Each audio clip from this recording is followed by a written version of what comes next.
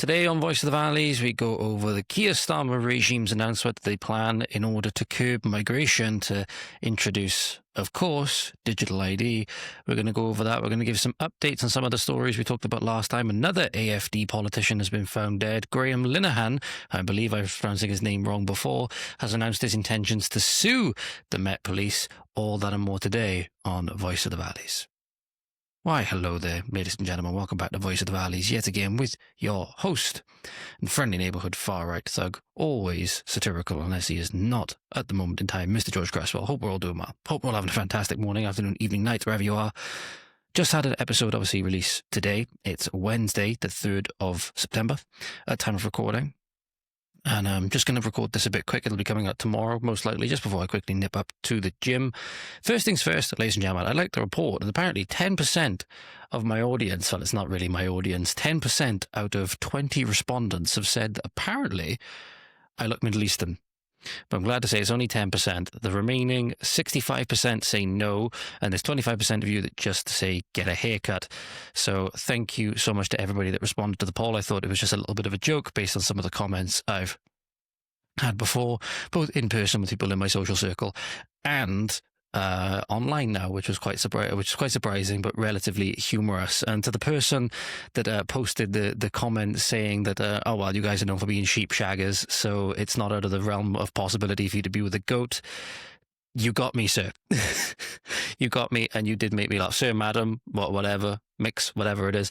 You did make me laugh. In fairness, you did make me laugh. You got me with that one. So, anyway, getting straight into today's topics. Just give you a quick update on some of the teeth in. Quick update on some of the other stories we talked about last time. So, Graham Linehan, who was arrested by Met Police, has announced his intentions to sue them. For those of you who didn't check in last time, we talked about Graham Linehan. I believe I was saying Linehan before. I don't believe I'm pronouncing his name right. Graham Linehan, however the hell you say it. Was arrested when he came back to the UK for, of course, as we see in the UK, you know, if you do really, really heinous crimes, you'll probably get off scot-free. But if you make the wrong X post or say the wrong thing on social media, say the wrong thing on a podcast, whatever it is, you'll be the enemy of the state. He's announced his intentions to sue them. So see how that goes, because I believe it was Mark Rowley came out and said, no, we were forced to arrest him. We weren't originally going to arrest him. We were forced to arrest him. So it seems as though there was some kind of miscommunication or whatever it was between the Starmer regime and the Rowley regime. So that was very, very entertaining to hear. Another thing, ladies and gentlemen, which is very, very scary indeed, is that another AFD politician has been found dead. So we covered last time, there was a story that came out, I think it was in the Hungarian conservative newspaper, we talked about it coming out in, where 4 at the time, and there was 2 that hadn't been reported in the press, but there was another 2 that were reported, taking the grand total at the time to 6 AFD politicians that have been found dead, seemingly under mysterious circumstances, right before elections in key areas. And it's led many to speculate that maybe the globalists, seeing the threat to their power, that people are waking up to the agenda that they're trying to implement, right? The global communist system they're trying to implement. People are waking up to it, and now they're just outright killing the political opposition. That's what many people seem to be thinking. And there's been another politician that's recently been found dead, which has only thrown more fuel on that pyre, so to speak. We'll see what more comes of it. I haven't seen anybody cite any, newspaper articles or anything like that to really read you anything about it. But yeah, very, very suspicious indeed. Pray for Germany, pray for Europe, pray for Britain, obviously. But yeah, seems that we got some very, very dark times and dark battles ahead. I suppose we have a lot of battles ahead, ladies and gentlemen, so we need to make sure we're united and on the same page. Speaking of being on the same page, right, is some of the things that have been coming out recently with regards to, we've got 2 things to go over in a moment. First things first, the most pressing story at the moment, because of how much it matters in terms of the totalitarian crackdown we are seeing in Britain. This is from the iPaper. Now, this was published, this is the only one I can find. This was published back in July 9th. And the eye paper, at least as far as I can see, seems to be more so to the left, kind of like one of the... I don't want to insult it because I've never read it, but I've seen some of the things which they put out, the headlines and stuff like that. And it just seems as though it's like your regular kind of left-wing rag from what I can see. I don't think it's on the level of The Guardian or anything like that. But they did write an article which came out in July, which I believe people have been referencing, saying that Keir Starmer wants to move right on ahead with his plans to use digital ID in the form of cards to, what was it? Tackle migration in order to address illegal migration and enhance border security. His plans to introduce digital ID cards for all citizens. Do tell me, why do we all need digital ID to track just the illegal migrants coming in? Why do we all need it? But no, of course, we know exactly what this is, ladies and gentlemen. This has been the classic thing in the problem, reaction, solution equation, if you will. The political system has created a problem which they want to create a certain reaction for so that they can propose the solution that they always wanted. It's a little bit like the meme you see circulating on X when it comes to communism and stuff like that, right? Where it has Karl Marx's face in the middle of it, and it gives you that little cycle going around the outside of all the things that happen to further communism. And it says communism creates problems, propose communist solution, further communism, that kind of stuff, right? And you see different memes, and usually there's the lines then thrown in, like people starve to death, and people end up getting killed by the government, all of these things, right? So there's different memes types you'll see out there, but we've covered it time and time again about how they want to propose the solution they always wanted, and this is the manifestation of Blair's agenda, which always goes back to him, and he's the one really pulling the puppet strings, behind the scenes. Obviously, he's then loyal to his globalist paymasters. All of this goes back to Blair, and even potentially the foundations were being laid in terms of the political correctness system even before then, right? Going even back to the 70s, 60s, and 50s, and possibly even before, depending on who you ask. So they've written 5 radical moves that Starmer can make to crack down on small boats. Prime Minister eyes radical new tools to curb channel crossings, from digital IDs to a benefits clampdown. So, start off by giving a little bit of context. At this time, small boat arrivals had hit 20,000 in the first 6 months of the year. Obviously, now one of the big things that they've tried to negotiate now is the one in, one out policy, which they try to say, like, oh yeah, we sent 30,000 away. Yeah, but we also let at least the same number, if not more, in. So that tells you all you need to know about that, right? Because again, illegal immigration is just one small facet of the problem. It's immigration as a whole that's the problem. Here's a little bit of a graph for you, ladies and gentlemen, which I'll try and pull up on screen for you, although it doesn't seem to want to let me. There's no way that I can really bring this up on screen. I tell you what I'll do then, ladies and gentlemen, I'll just bring the web page up for you. So if you have a look at this one, ladies and gentlemen, it'll be a graph on screen coming up for you now. It says rising small boat crossings. At the time, arrivals in June were 48% higher than in the year before, right? So bear with me 2 seconds. Here is the graph in question.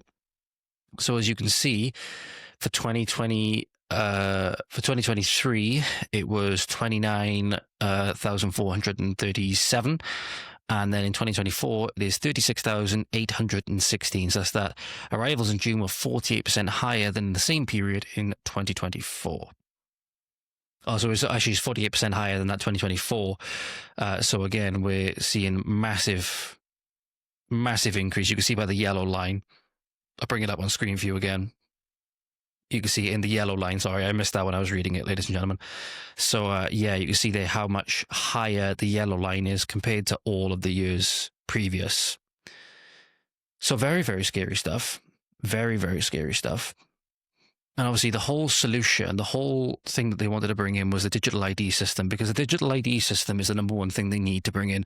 Central bank digital currency, which then will be tied to digital ID, and then you have a social credit system. It'll be tied to social controls, and it'll be somewhere like China, where, in the words of Jordan B. Peterson, it will be so complete. It will be a totalitarian system so complete, it will make 1984 blush.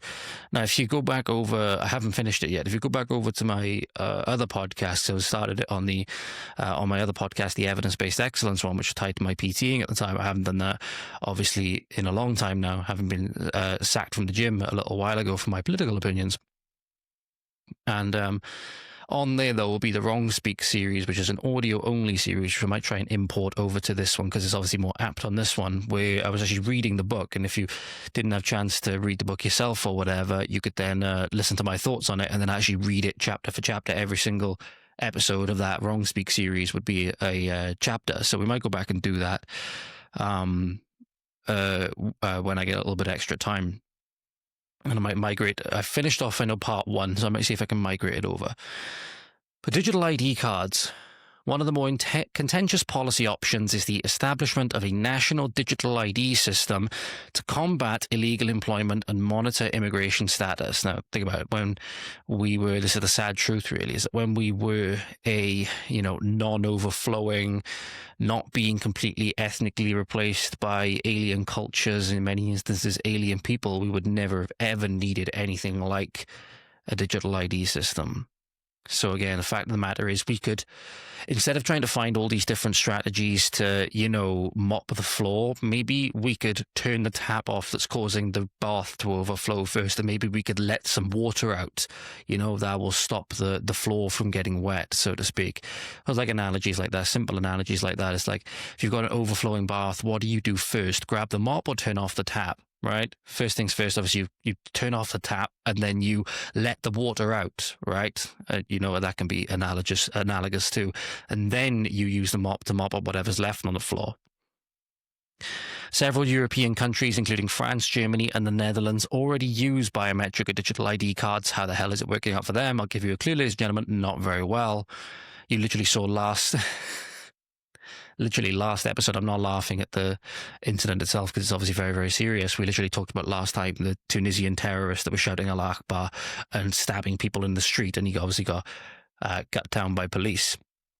So it's not working out very well over there either. So why would we take that, right? Why would we think that, let's do the same thing that they're doing, thinking it's going to be different, right? It's a definition of insanity.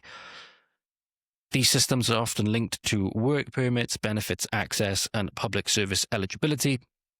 In the UK, the idea has long been politically sensitive, with critics on the left and the right fearing it could represent the first step towards a dystopian surveillance state where civil liberties and privacy are infringed. That's what they outright say they want to do. Klaus Schwab, when he's speaking at the World Economic Forum, when he was the chair of it, saying, there'd be no such concept as privacy and we need to force change, right? They don't care. They want to force change. It's still at the threat of a global communist revolution going on. You say, for all the people that, and I've highlighted this before, that with the more and more of a lurch, with the more and more forcing towards a global communist tyranny, you see more and more people now outright throwing themselves into the awaiting arms of National Socialists, right, on the complete opposite end of the spectrum. In many ways, mortal enemies of the communists, but also want to, use a dystopian totalitarian state for their own ends as well, right? The methods aren't so much different, even if they're mortal enemies to each other, right? You're now seeing the lurch more and more towards genuine far-right ideology, to the extent now, as I said, you have prominent speakers from the Nationalist Socialist Network in Australia, for example, Thomas Sowell, whom I initially thought, when I saw the march going through Melbourne, I believe it was, I thought it was one of those American psyops, you know what I mean? I thought it was a true psyop. No, they're a real thing. And there was a clash between them and Antifa in Australia, which we'll review the footage of that coming up a little bit later.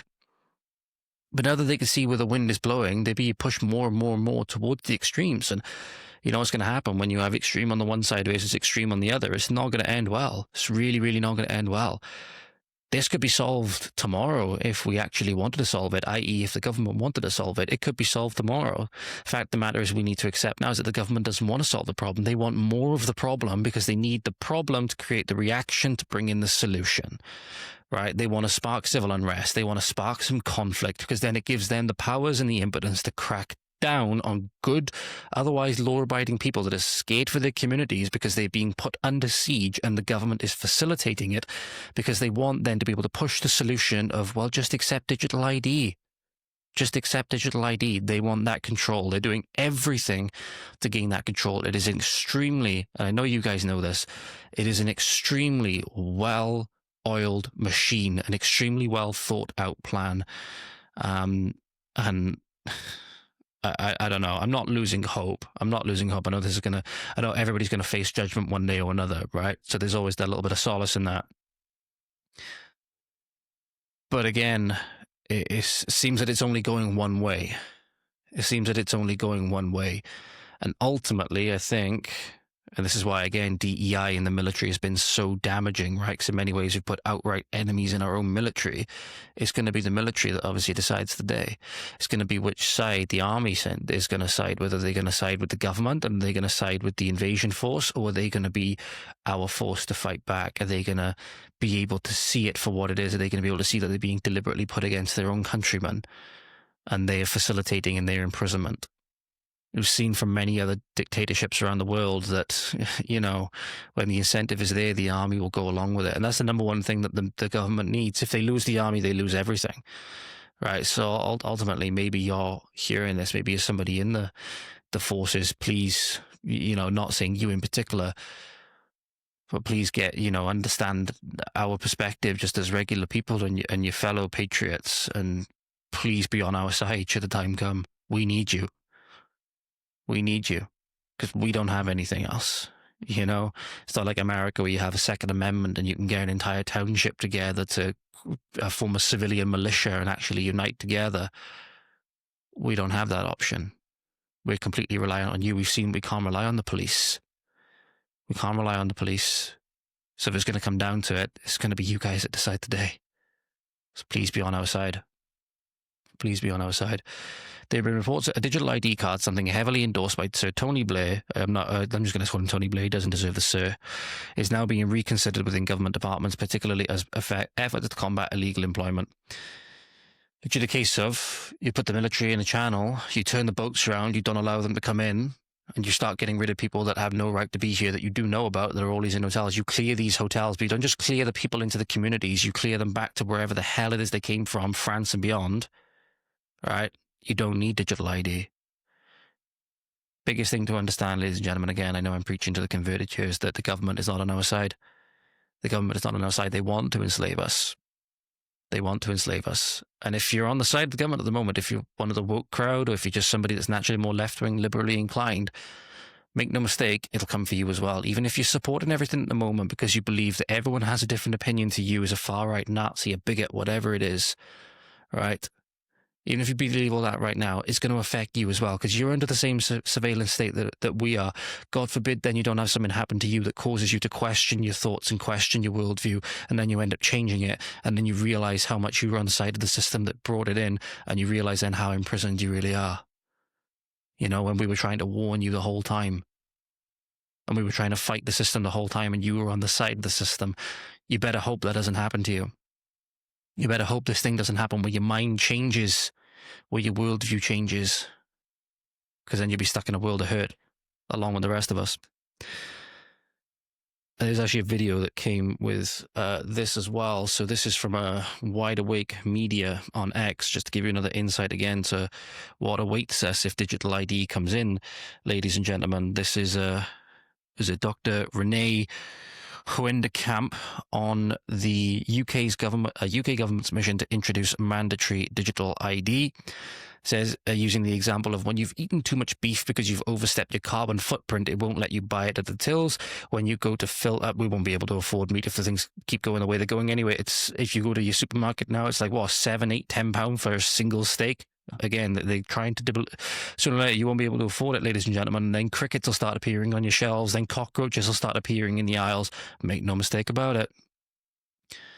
When you go to fill up your car, it won't let you put petrol in. And when you haven't been a nice person online, it won't let you get onto an airplane. Bear in mind, it might just decide that you're made homeless now. Let's not forget, it's not just the fact they won't let you go on an airplane. They're going to stop you from taking any flights anyway, right? They'll have all the private jet flights they want and all the lovely cuts of beef that they want, right? The elites will have all that. You won't even be able to allow, one short haul flight every 3 years? I think it's what Jordan B. Peterson has been quoted as saying, one short haul flight every 3 years. Everything will be rationed. It'll be like something straight out of 1984, ladies and gentlemen, where everything is given to you on like a credit-based system and you're only able to get like one shirt every 6 months or whatever. That's the way it's going to work out. Make no mistake about it. They want you to have absolutely nothing and be happy about it. Here's that video coming on screen for you now, ladies and gentlemen. Video coming on screen any moment, ladies and gentlemen.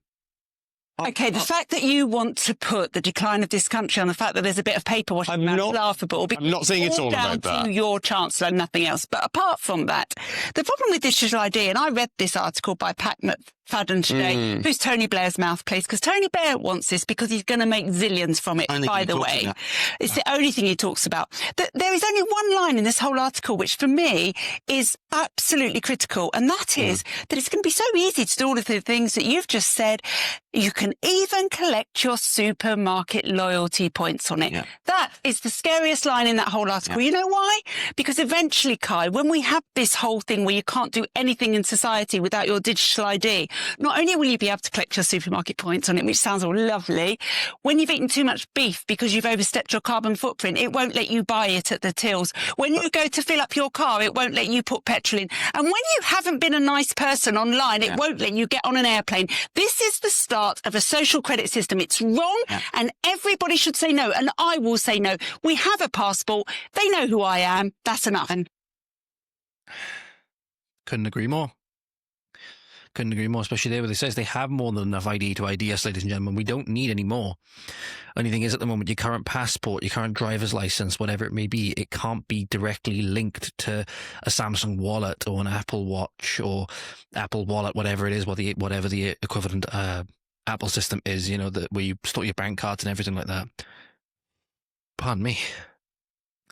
It's got no link to that. They know exactly who we are, ladies and gentlemen. They don't need any more identification for us. All right.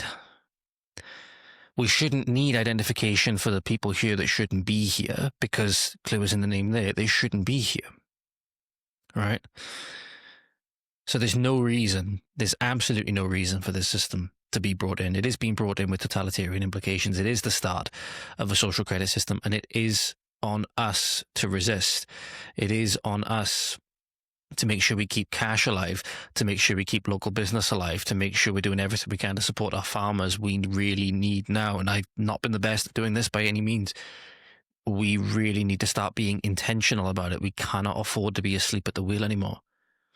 We cannot afford to be asleep at the wheel anymore. So please, ladies and gentlemen, take these warnings very, very seriously. And I know a lot of you're probably already doing this anyway, because you're good people. You're good people. You want to support your communities. You want to support your local high street, support local business. Please keep doing that, and please keep encouraging people to do the same. Send this video out, share this video. I always appreciate it when you share these videos and leave comments, etc. Please share it around. Make sure people see, even if they just see this clip, even if they just see the clip of Renee Hodenkamp here, laying it out for them. Even if they just see that, maybe be the thing that causes them to be that little bit more intentional about it. It might spark a little bit of curiosity even. We have precious little time now, but anything we could do to make people more aware of what's going on, ladies and gentlemen, because so many people are still just so asleep at the wheel.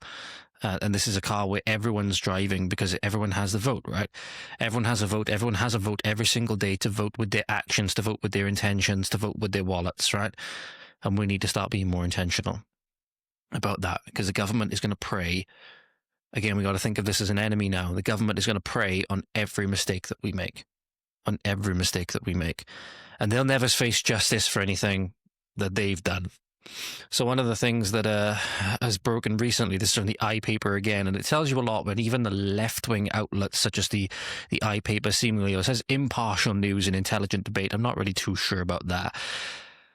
And an opinion piece by Elliot Wilson, even they have come out now and said that Angela Rayner has proved it. Labour is no better than the Tories.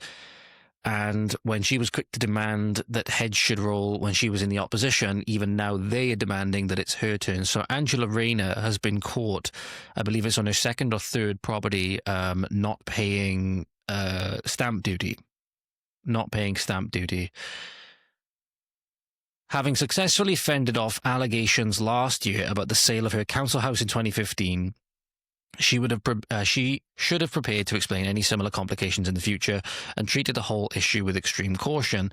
Rayner now admits she did not seek to minimise the stamp duty on her newly acquired property in Hove. I believe that's the one now that she paid, what, $800,000 for?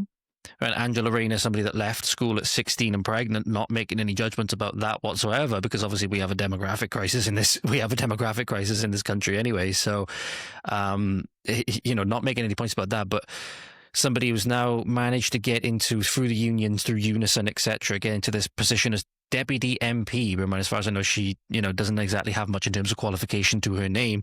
Makes you think, not necessarily what you do, it's who you know, right? But on a property which I believe she's now paid, somewhere in the realm of about $800,000 for?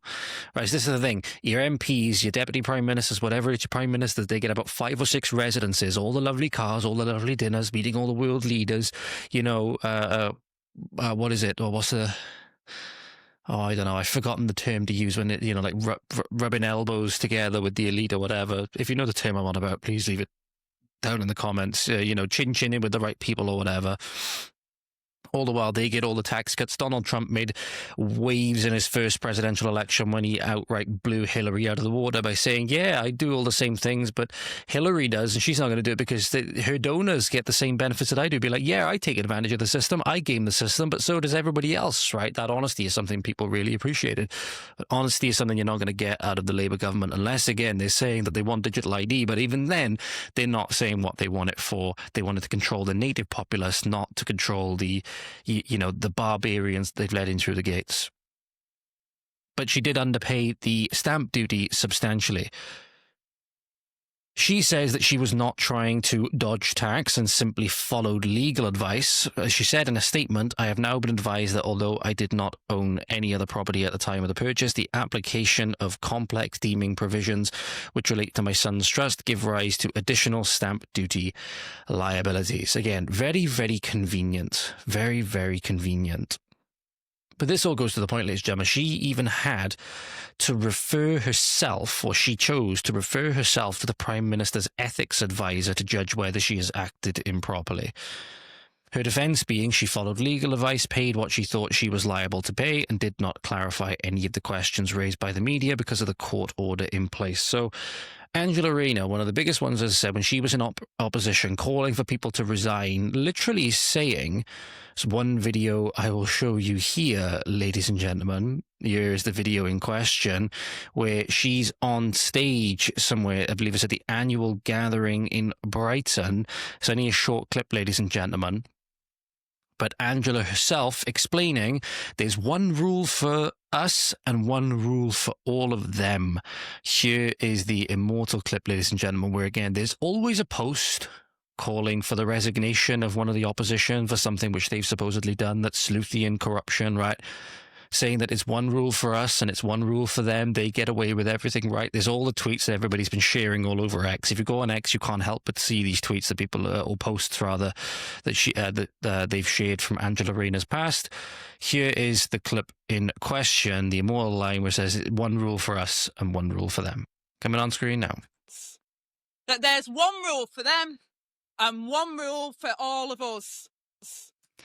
Now, I'm not going to take the low-hanging fruit at the end of that clip. I'm just going to leave it be. I was half expecting her to go along the... I'm not going to leave it be, actually. I was half expecting her to go on along the thuckatash line on that last bit.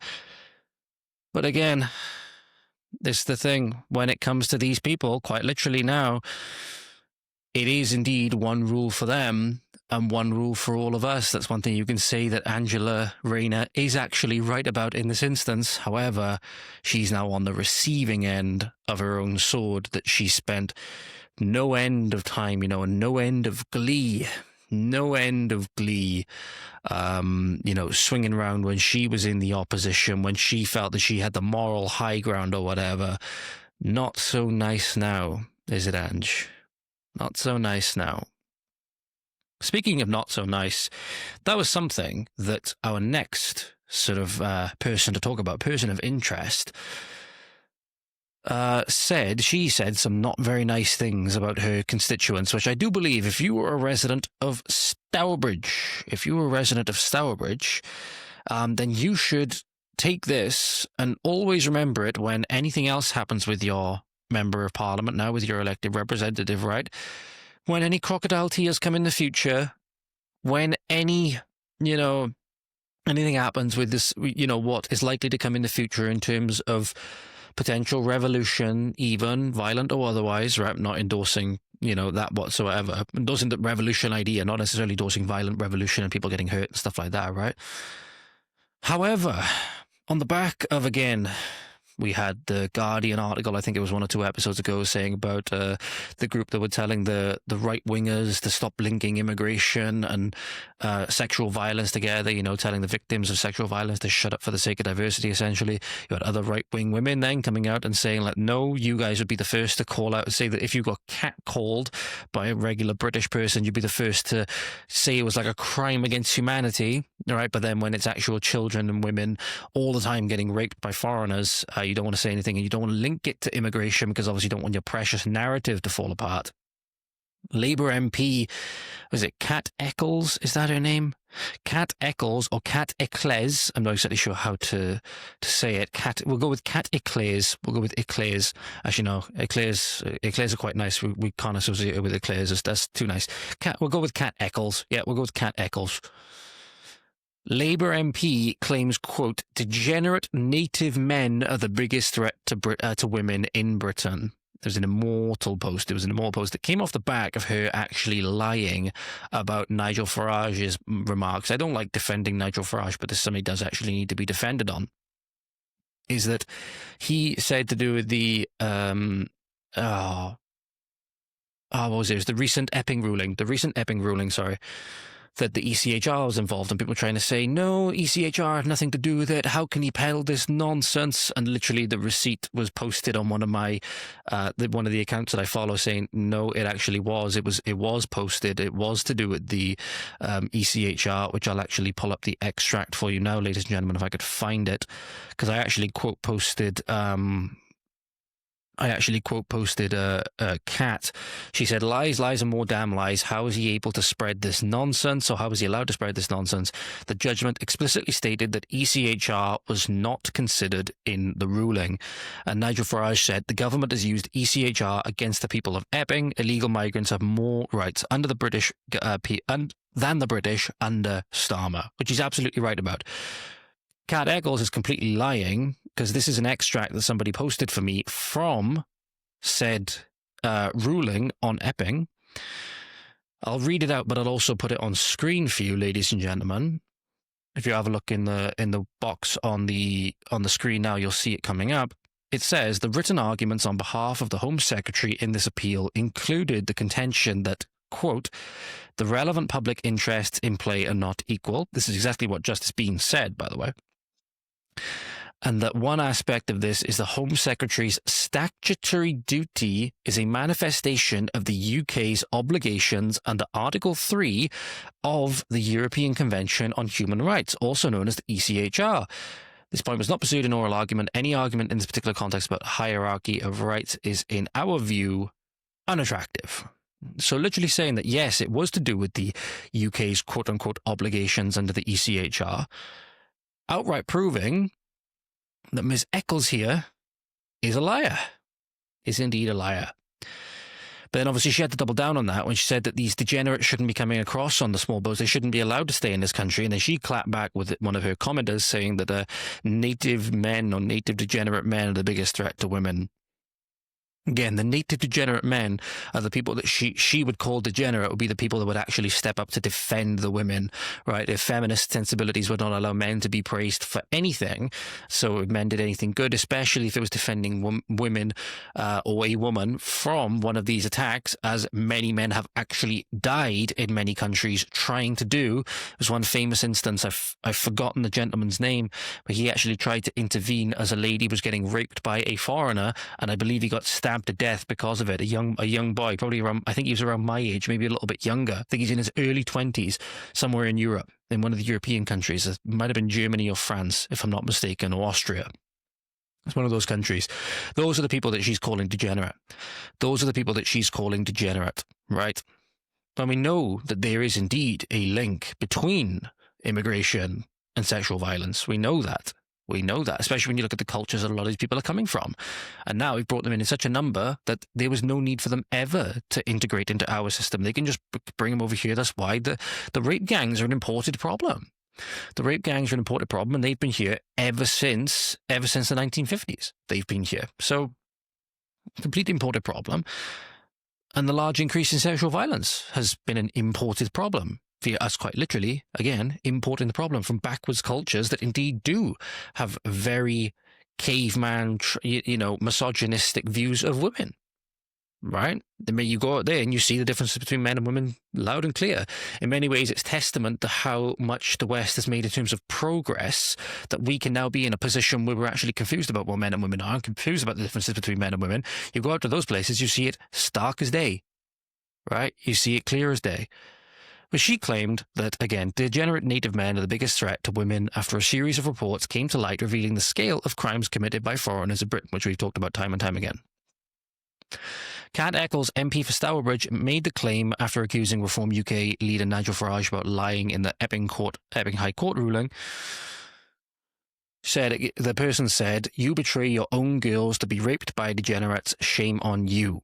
And she said, degenerate native men are the biggest threat to women. This is the lady in question. This is Miss Eccles, and it should tell you everything you need to know. So it's the one that said it's degenerate native men that are the biggest threat to Britain. And assuming, because we do have a large number of degenerate men, let's make no mistake about it, because our own trends with regards to sexual violence have been going up by, I think, about 40%, right? They've been rising. Sexual violence cases, I believe it was sexual violence or sexual assault cases that were committed by British people had been going up at a rate of 40% over the last year, I believe it was, in an article we talked about before. So we do have serious problems, make no mistake about it, but that's about half of what it was for the foreign-born population. So let's not pretend that there's any equivalency, but if there was actually equivalency, then yeah, you would actually say that, because there's a lot more still at the moment. It's rapidly changing, but there's a lot more native than non-native people. So you would expect that. That's why I always say, ladies and gentlemen, that the argument that most murderers or most thieves or whatever are white people or British people, when they try to deflect from the systematic nature of grooming gangs and stuff like that, for example, I'm like, yeah, but in a nation where you do have one particular part of the population with joint characteristics or whatever that is in the majority still, right? You would actually expect them to be committing more of the crimes. Instead, when you look in an area and you see that 2/3 of a certain crime, a very heinous crime, child sexual abuse and exploitation, have been committed by a specific population, right? Pakistani Muslims in particular, and they make up only about 3 to 4% of the population.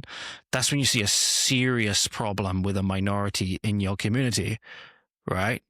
And that would not be expected. If everything else was equal, we were all thinking the same and doing the same whatever, you would expect, again, a population with 70% demographic makeup to be responsible for 70% of a certain crime, right? But that's not what you see. It's what you see out in America, where, again, sadly, it's a sad truth, the black population out there is massively overrepresented versus the population in violent crime stats, like murder and stuff like that. And in many instances, it's very sad. It's because they're murdering each other in gang violence over drugs and whatever else, right? Territory, women, prostitution, whatever it may be. It depends on what area you look at and what other things they got going on in that area, where there's a lot of gangs and stuff like that, because this is a single mother from the from the projects culture out there. And the sad thing is they take pride in that, and they end up going further and further down this, especially when you have the families going from about, I think it was like the single motherhood rate in the 60s in America was at about like 20-30%. And now it's at like 80%, 70-80%. And this is the thing, fathers are a non-negotiable. Fathers are non-negotiable. That's why we should be absolutely rallying against things like same-sex adoption and IVF for the purpose of same-sex couples having kids, right? Should absolutely be rallying against it, because mother and father, natural mother and father, are absolutely essential to a child's development. And this irrefutable now. It's irrefutable, and we've done a great evil by distorting that. We've done a great evil and put kids through a great evil unfairly by distorting that. She then went on to say, "It's cute how excited the native men have gotten over me using their own language back at them." And then she deleted the post. That tells you a lot about the principles and what she said, right? But obviously the internet is forever, right? Somebody said here, Robert Bates, research director at the Centre for Migration Control, issued a warning over her remarks. "This is an incredibly reckless comment that is based on nothing more than Eccles' own prejudice and dogma. We know that, on a per capita basis, foreign nationals are more likely to be convicted of sexual offences than Britons, with some nationalities up to 20 times more likely." Now, convicted is a key word there again, ladies and gentlemen, because somebody can commit the crime and not be convicted. But in the status of the justice system that we have, where again they'll let Rotherham rape gang leaders off with no sentence whatsoever to be put in a multi six-figure council house, right, with a brand new car and everything like that. They'll let him go free because of his religion and his race, and then they'll lock up people like Lucy Connolly and Wayne O'Rourke and people like that for things that they say on social media for years at a time. So we could say then, oh well, maybe the conviction is, maybe the courts are racist against the minorities or whatever, the foreigners.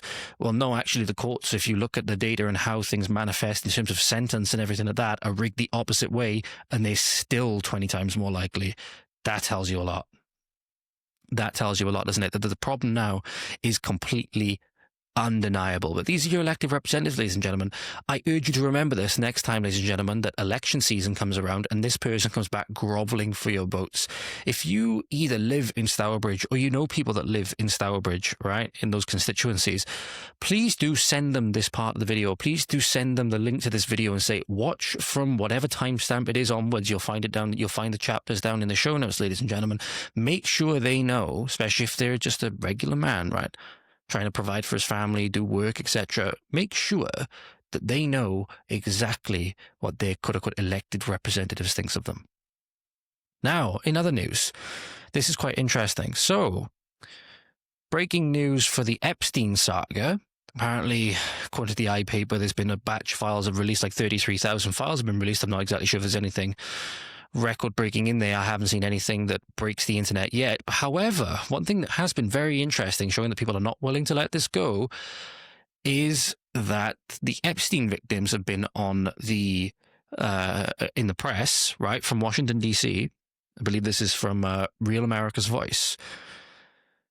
In a speech, one of the Epstein victims here, I believe it is, I'm not sure who her name is, or what her name is rather, announced that they will release their own list, trying to hold the government's feet to the fire, seemingly, saying that they will release their own list if the government doesn't come out and say the names that were, doing heinous things to children on the island. So here's the video from that conference from Washington, D.C., ladies and gentlemen, where again this lady's announcing that they will release their own list if the government doesn't do anything. And let me announce now, several of us Epstein survivors have been discussing creating our own list of names.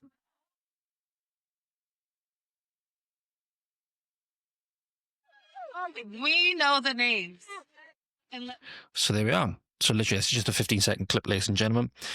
This would be very, very interesting. This would be very, very interesting because the court of public opinion is a very, very powerful one. Court of public opinion is a very, very powerful one. So if we have the names out there, and obviously if you want people to really face justice and you want to know that justice is done, you really want to see them in front of a courtroom, in front of a judge with a truly impartial jury and have a verdict sent down, right? Know that these people are going to be going to prison for the rest of their lives, or even worse, a lot of these people don't deserve the air that they breathe. It's truly truly a disgusting thing that they've been wrapped up in, with thousands upon thousands of children. You have Ghislaine Maxwell in a cell, apparently rotting for trafficking, girls to no one.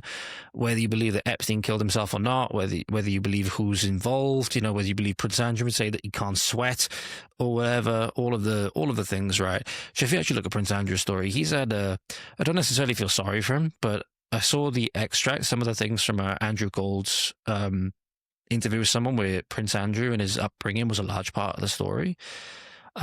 He's had a bit of a rough time of it, from what I understand, and how there's, again, degeneracy creeping in, especially to children at a young age, is really, really damaging to them. Very, very damaging to them indeed.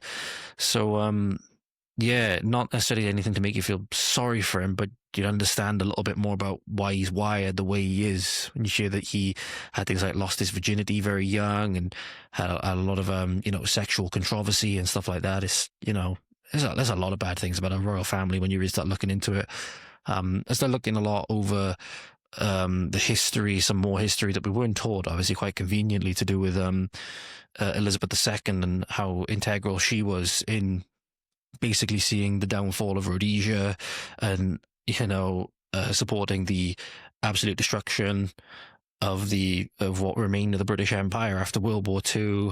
One of her Christmas addresses where she cheered on diversity and all manner of things when Muslims were telling her how quickly they were spreading, and she was overseeing basically the colonization of our country. Looking back on it,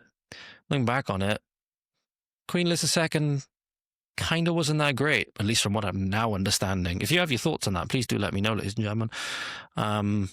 But yeah, look, some of the things that she's done and stuff like that, some of the other perspectives that people are sharing on Queen Elizabeth II's legacy in particular, a lot of the things that she said then, which we cheered on, if Charles said now, we'd be rightfully outraged. But I do hope something comes of this with regards to the Epstein stuff.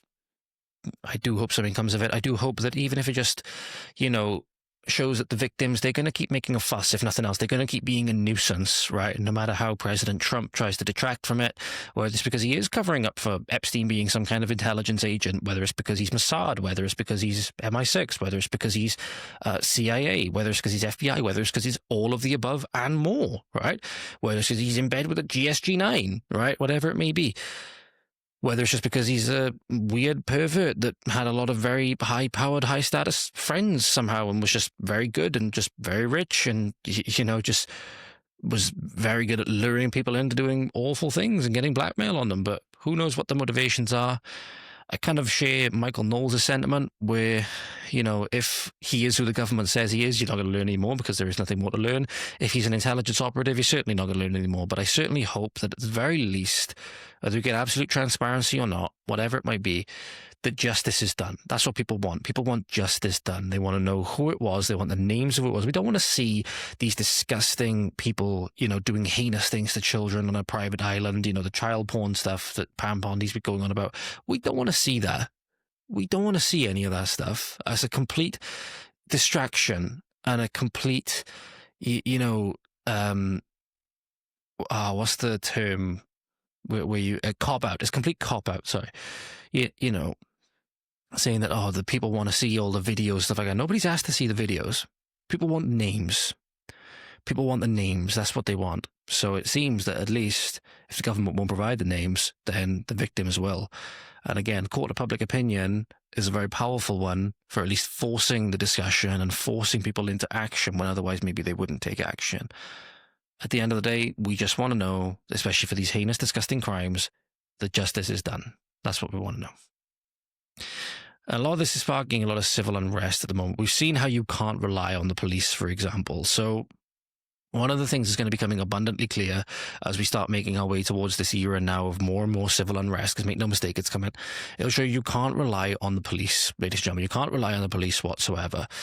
This is a video that came out on X today, and it shows here, again, we've covered police incompetence time and time and time again, right, on this show, that in London there was 5 undercover cops that surround a car with batons, with weapons, and they start coshing the guy as he gets out of the car. I'm not sure what he's been pulled over for. They start coshing the hell out of the guy, and he still escapes. The guy still escapes. There's 5 undercover police officers here surrounding this car, trying to take this guy into custody.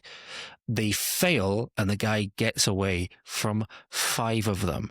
This is why, ladies and gentlemen, prime examples after prime examples after prime examples. We covered before, one of the clips that came out on the last show or the show before was the coppers down on a beachfront, and the copper ended up spraying his colleague in the face with pepper spray.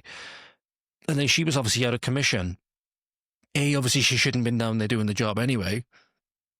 But then she's stuck here potentially with a violent criminal right in front of her. She's stuck doing all this stuff because she can't see.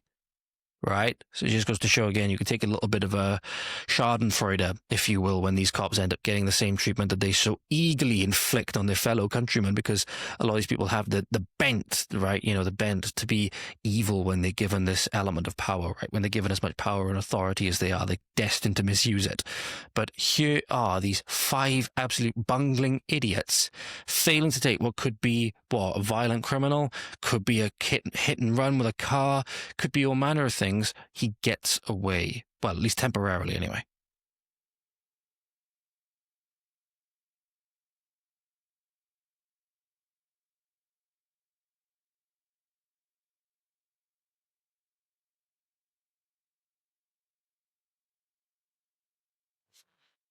Wow.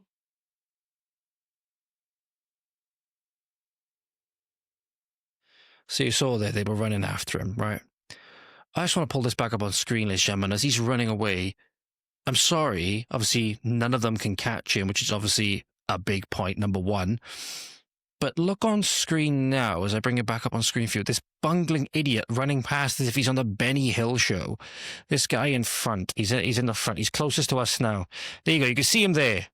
He's running with his... He's running like this. You know, looking pie up in the sky, pretty much. Sorry, do you see sprinters running like that? No, obviously not. And granted, they're in civilian clothes, obviously. It might not be the most comfortable, or it's not athletic attire, right? Granted. But at the end of the day, you don't run... Optics aren't great. Are they? Optics aren't great. And God help us, again, knowing these guys, they'll turn into like Shaolin monks, martial arts masters when it comes down to cracking down the supposed far right, right?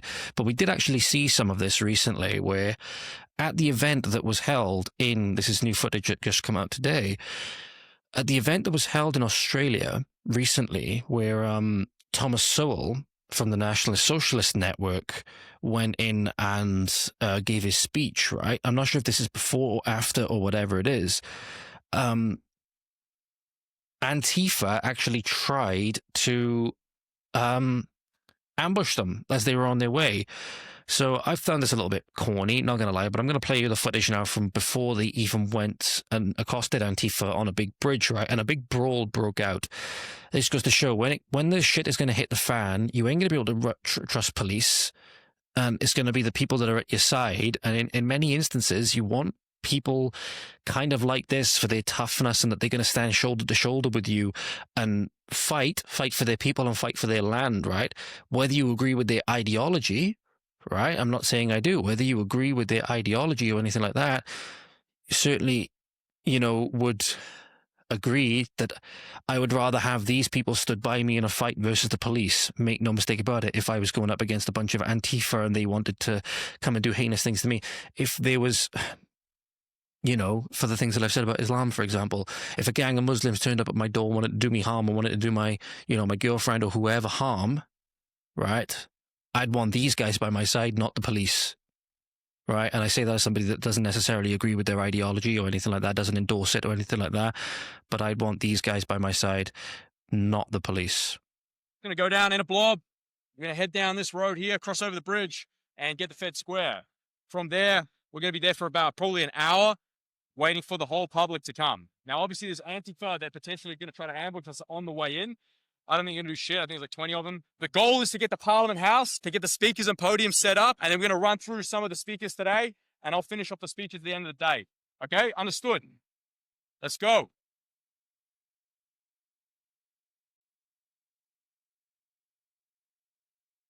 So that bit, ladies and gentlemen, is where they're actually walking to the place. Now, I thought this was kind of, I'm not insulting them or anything like that. I thought it was a little bit cringy because it sounds like the guys on the instruments, the guys on the drums don't exactly know what they're doing that much. And I'm speaking as somebody that has little bits of drum experience, right? I got to grade 6, if you're familiar with gradings in music in the UK. I got to grade 6, right? So technical skills, not exactly great, but I can play a beat, right? I can play a beat. I haven't played in a long time. But trying to use things like where they're trying to seemingly do flams. A flam is, by the way, when you do drums and one stick hits on the snare, one stick hits just before the other one, and it makes that distinctive blah sound. That's a flam. You hear the double stroke rolls, rhythmic etc., all going on. It seems as though they just don't really have that much experience in what they're doing, and they're trying to do something which, you know, I think it might have been better if they just marched with the flags and not had the drums. But anyway, here's the bit now, and I'm going to play this bit on mute. You'll have the subtitles on because there's music in the background. There's music in the background of this bit when the brawl actually starts. So I'm hoping that maybe we'll see. Might leave the music on, might leave it off. We'll see. I don't want the video to get taken down from YouTube, obviously. That's the thing. But here is the point where Antifa actually accosts them, and you're going to actually see who ends up getting the better of the exchange in this massive brawl on this bridge somewhere in Australia.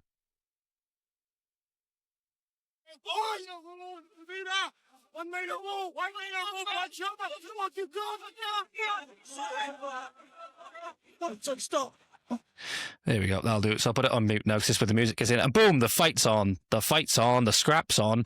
And it is thing. But look at down in the bottom left. You can see Sewell there, the leader, not afraid to throw punches and quite clearly knows a little bit about what he's doing. There's where they're kicking the shit out of the guy on the ground. Not exactly the most honourable, but at the end of the day, in a big scrap like this, what are you going to do? And you've got to take care of yourselves, and they start looking like they're going to bayonet him with the flags by you. This is more the unrest you're going to be seeing. This is not good. Obviously. You don't want big scraps, big fights like this between groups. You don't want people getting hurt. These are people's sons, nephews, brothers, potentially even their fellow Australians being whipped up against each other. This is exactly what the elites want. This is the thing. This is exactly what the elites want. But they actually do end up pushing Antifa out of the way, so it was effective. What they did was very effective, right? They go off chanting Aussie, Aussie, Aussie, oi, oi, oi as well. It was effective because they got Antifa to move out of the way, and obviously then they were able to go about their business. But you're probably going to start seeing more and more of this. The more the government starts trying to push digital ID, the more the government starts trying to push the ethnic replacement, all of these things, this is going to be seeing more and more and more. Because people are going to be realizing they've run out of options. And what are most people going to do when they see that they're going to be a slave in a communist system, right? And their towns will get taken over. They'll be ethnically replaced. Their daughters will be basically meals for foreigners, right? Meals on wheels for foreigners, essentially. Pardon me. Or they've got a choice of maybe signing up with these guys. And at least then that won't happen. In many ways, their family will be a lot safer and they'll be a lot better off. Even if it might not be something which they want to do. Maybe if you could argue that it's immoral or whatever. You can make all these arguments, but in this people's survival you're talking about. This is survival, and that's why how dangerous it is that the government have inflicted what they have on us. And why we do need to be united, and hopefully we can find a solution to these problems that is peaceful, that obviously doesn't involve violence or anything like that, but this is how much people have been whipped up into frenzies against each other. This is how much the government who's working for the globalist interests have divided us. And they've done that in many instances by dividing society, by bringing in a bunch of people who are not of our people, who are not of the native peoples of the UK, who are going to then be more easily divided along their more ethnic sectarian lines. This is how it all plays in together, and it is sad. It is sad because you don't want to end up with things like this. Some of these guys, they were going into this, they were eager for a punch up, right? They were eager for a scrap, right? Obviously, because they see it, they're socking it to the enemy, right? And in some ways they are. Because Antifa have put themselves as opposite them, and they've put themselves as opposite Antifa. They're enemies, right? They understand what's going on. They understand the what's at stake, if you will. And they understand they're on opposite sides. Can you imagine how much more of a threat to the establishment they'd be if they all united together? That's the biggest thing.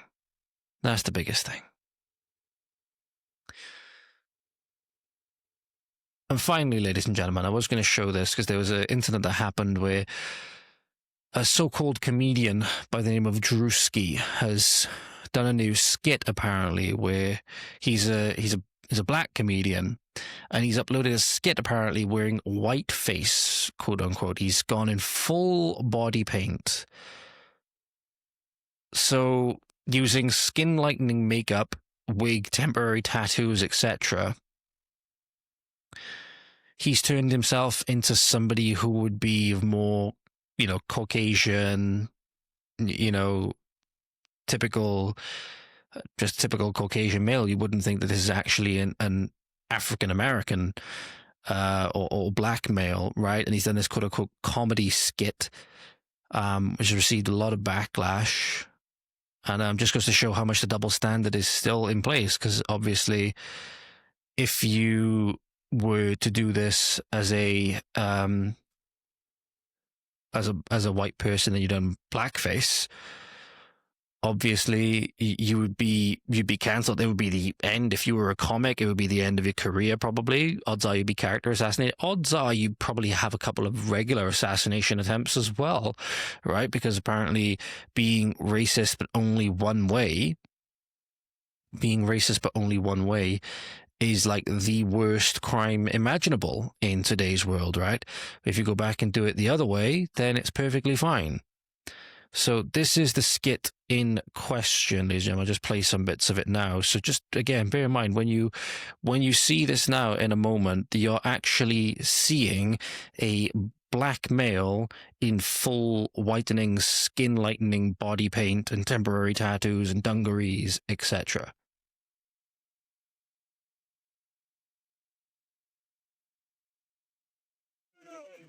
Here's the love. Here's the honor. If you can't come in here, come on to here.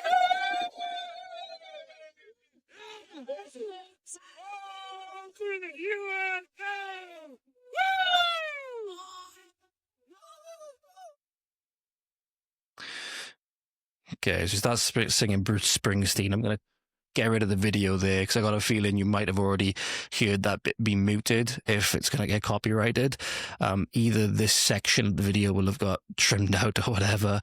By the way, the person you're seeing on screen there, and you can actually see it now, is a black male. So again, saying things like, again, the most crude, there's anyone way to say it, racist comedy, saying to loyalty, and then if you can't come on her, come in her, or can't come in her, come on her. It's the most disgusting, gross stuff you can imagine.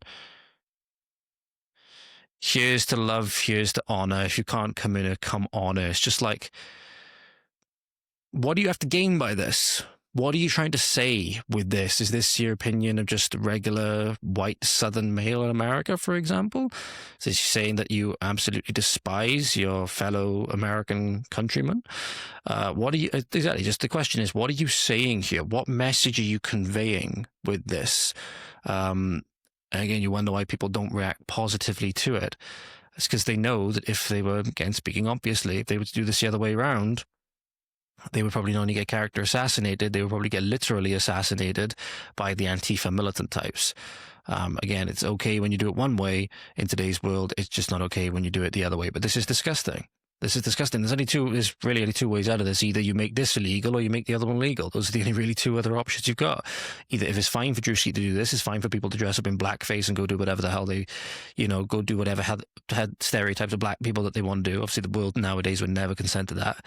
So the only option then you do have, if you're not going to make that legal, is you make this illegal. Otherwise, it's a complete two-tier system.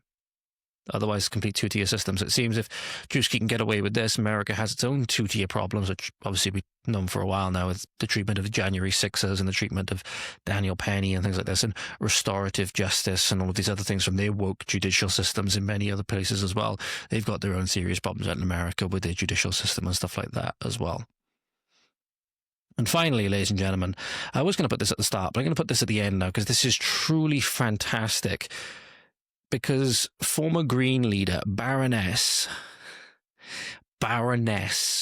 Bennett has gone on Talk TV, and Peter Cardwell has basically managed to get her to admit that it's worse for somebody to say to assault somebody than to actually assault them. So this is to do with the Graham Linehan situation again, where he said, the tweet that he said was, if a man is invading a woman's space, even under the guise of being, a woman or whatever, it's a massive threat to their safety, basically.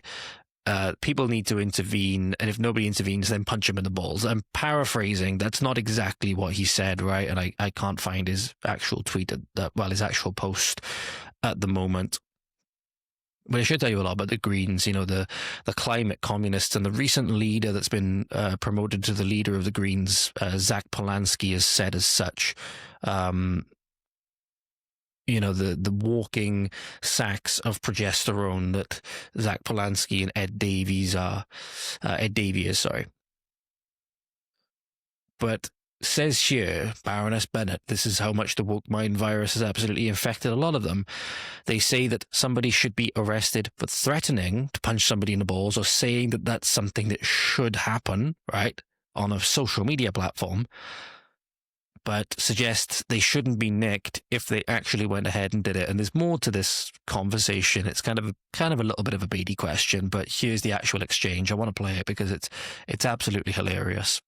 What about the right to free speech, Natalie Bennett? Do you respect that right? I respect the right to free speech, but that obviously has always had limits. The obvious: don't yell fire in a crowded theatre. What about saying if someone should be punched in the balls? Is that something we should arrest people for? I think that's inducement to assault. I'm not a lawyer, but it doesn't sound like an appropriate... So if it's inducement to assault, would you then arrest Queen Camilla, who has said that a few years ago when she was sexually assaulted that she hit someone in that area with her shoe? Would you call for the arrest of the Queen of the United Kingdom on that basis? Self-defense is a perfectly reasonable situation. So it's fine to. So let me just get this clear, Natalie. You're saying it's fine to do it, but you should be arrested for calling for people to do it. That's what you're saying. No, I'm saying that everyone, and particularly young women in circumstances where they may be feeling vulnerable, are entitled to self-defense. Okay, so would people... I'd like to ask Natalie first off, before I get into the second part of this with Peter Carbo. What is a woman? I'd like to get that first off, because obviously they can't define what a woman is, right? They can't define what a woman is. They will use the term regularly in a way that it suits them when they're talking about something which they feel is going to suit them and benefit their political agenda, when they can sound smart, all of these things. So like the fact that their ideas are completely incongruous. They will then just use the regular appeal to reality, for lack of a better term, an appeal to reality, right? But then when it goes against them, then they'll, in order to protect their, narratives around trans, and in order to seem as though they're still virtue signaling with regards to the trans stuff and everything like that, they'll then go back to using terms that they're supposed to use, birthing person and all the rest of it. And then they'll say probably that a woman is somebody that identifies as a woman. So then who do you determine who's in danger? Because surely then the trans person, whoever it is, because they have more victim points than the regular woman in this scenario, they're higher up the victim hierarchy, higher up the victim pyramid than they are. Surely by being, victimized in this way, by saying, look, I'm going to punch you in balls if you don't get out of the women's changing room, surely then that would take precedent over the woman's safety. So again, it's going to end up then with the man having the victimhood in this scenario. It's a logical endpoint of feminism, right? The man having the victim point in this scenario. And even then, you can't define what a woman is. So and how can you have any say on this whatsoever when it comes to quote-unquote violence against women? You can't even define what a woman is. So that's the point I was trying to get to, ladies and gentlemen. It's all completely incongruous. But the biggest point is, obviously, is that she just said there, it's worse for somebody to threaten to assault somebody than seemingly it is to actually assault someone. Now I'll just throw it back over to Peter for him to finish off his statement. Defense.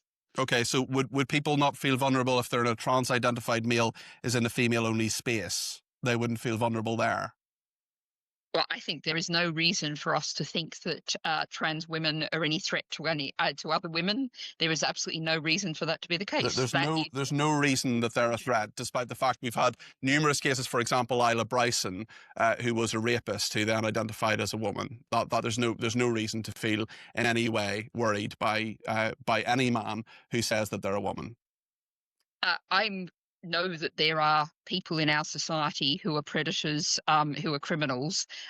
They come in all kinds of different identities and all kinds of circumstances. We have to make sure that any person who is a threat, the police or other authorities act appropriately. Do you, do you, Well, that might go against their authentic selves. What if that goes against their authentic selves, Miss Bennett, and you end up being transphobic as a result of that? But there is another thing I want to bring up here, ladies and gentlemen, that is very, very important for this. Let me see if I can. Let me see if I can find it, because there's an important graph which I keep going back to, but I keep forgetting where I save it, and so it's hard for me to bring up as easily. Bear with me as I just try and find this a moment, ladies and gentlemen. Right, I found it. Remember, she said, I don't think there's any reason why there would be any reason to fear, right? One of the things we do have, ladies and gentlemen, is data. So we have data here, right? I've shared this time and time and time again from His Majesty's Prison Service data. Rates of sexual offending. Now, incarcerated sex offenders, in this instance, for women, regular women, you have 103 out of 30.4 million women, right? Per 3 million, I think it is. Yeah, I think that's what it says. I'll flash the graph up on screen for a moment, ladies and gentlemen, so you can see the kind of scale of the problem that we're dealing with here. There we go. 103 out of 30.4 million women. So that would equate to 3 per million. There we go. 3 per million in terms of incarcerated sex offenders and women. Incarcerated sex offenders for men is 11,660 out of 29.5 million, which equates to about 395 per million. So obviously a lot more men commit sexual offences or rates of sexual offences as of January 2023. This is men obviously committing a lot more than women, which you'd expect, right? But the thing is, for men who identify as women, ladies and gentlemen, this is a stark contrast. You have 92 out of 48,000. Now, if you do the same math, that equates to, and you'll see it if you look on screen now, 1,916 per million. So you can see this graph on screen, ladies and gentlemen. At the top, those 3 green figures are what represents women. The middle blue set of figures is what represents men. And then men who identify as women is that massive pink and blue section of all the bodies down there. So yes, women do, actual women now, have very good reason to be scared or to be intimidated or to feel that way when they see a man inside their facilities. So again, Baroness here, apparently you have to be called a Baroness nowadays, I think, have the right surname and potentially just marry the right person. You don't need to have any, contribution seemingly or anything like that. Obviously this person is ex-Green councillor, ex-Green leader. So yeah, not exactly doing very much for the good of the country or anything like that. Yeah, this is how they think. This is how they think. If you're a woman that is quote-unquote transphobic or whatever, obviously you don't deserve to be listened to, that you can't get in the way of people living their authentic selves, even if it tramples all over your rights and freedoms and privileges, right? Such as your security in your single-sex spaces.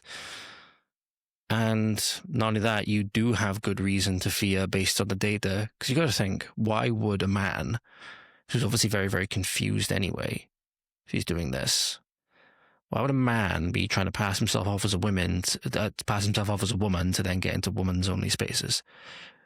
There is no good reason as to that would happen. Either that person is actually genuinely confused and they're in desperate need of help, or they're not so empathetic, not so caring, not so frail and, harmless as they appear.